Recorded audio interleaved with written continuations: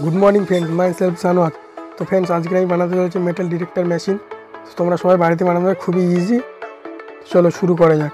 তো ফ্রেন্ডস সব মেটাল ডিটেক্টরটা বানানোর জন্য যা যা জিনিস লাগবে আমি নিয়ে নিচ্ছি। প্রথমে লাগবে metal detector module and PVC pipe and CD player, cassette and lithium and battery. এগুলো হলে হয়ে যাবে।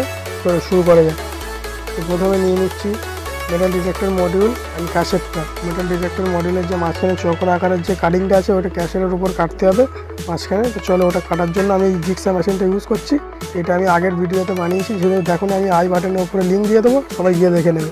চলো কাটিংটা করে নেওয়া যাক। তো ফ্রেন্ডস আজকাল আমি এটাকে কাটছি। তো ভিডিওকে লাইক অ্যান্ড চ্যানেলটাকে সাবস্ক্রাইব করে দাও, কারণ আমি যখন নতুন ভিডিও আপলোড করবো সবার প্রথমে তোমাদের কাছে পৌঁছে যাবে।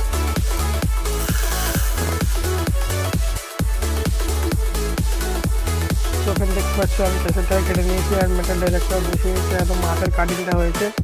চলো পরের স্টেপের দিকে যাই। সেই টাইপটা নিয়ে নিয়েছি।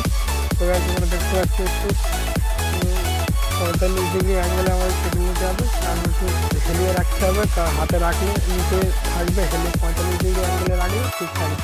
চলো এবার আঠাতে জুড়ে দেখতে পাচ্ছ গাছ, পুরো আঠাতে পুরো জুড়ে নিয়েছি।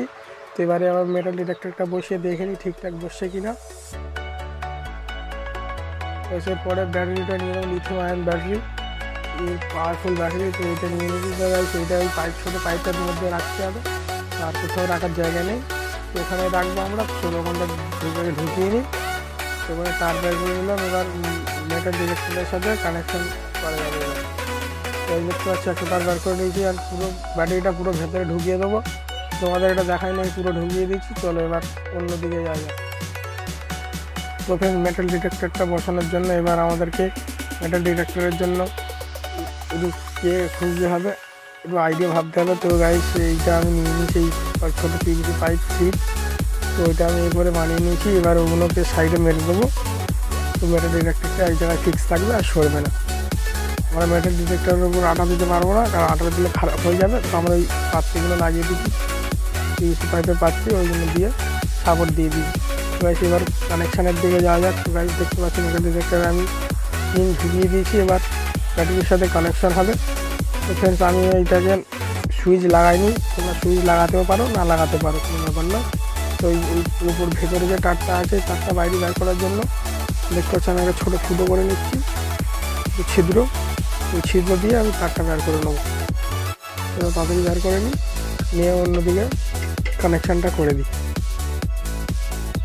তো ওখানে দেখতে পাচ্ছ কানেকশান পুরো করে দিয়েছি। তো এবার ওটাকে আটকানোর জন্য আমি এই টেপটা ইউজ করছি, এটা পেপার টেপ। এটা মেরে দিলে কোনো অসুবিধা নেই। চলো খুবই হার্ডি টেপ এটা। চলো টেপটা মারা হয়ে গেছে। বড় একটা পিভিসি পাইপ, ওই যেটা আমি তোমাদের প্রথমে দেখালাম, ওইটাকে এবার নিয়ে নিতে হবে। কানেকশান রেডি হয়ে গেছে। চলো এবার চেক করে টেস্ট করে দেখতে হবে কানেকশানটা করার জন্য। ওই আমি একটা তার সুইচ লাগাইনি, আমি তারটা ফাঁকা রেখেছিলাম, ওটা এবার কানেকশান করে নিই। এবার টেস্ট করার বাড়ি। তো প্রথম টেস্ট করার জন্য আমি এই কাঁচিটা নিয়েছি, দেখি ওয়ার্কিং। আমি এবার কথা বলা বন্ধ করছি, কথা বললে তোমরা শুনতে পাবে না, আমি কথাটা বন্ধ করছি।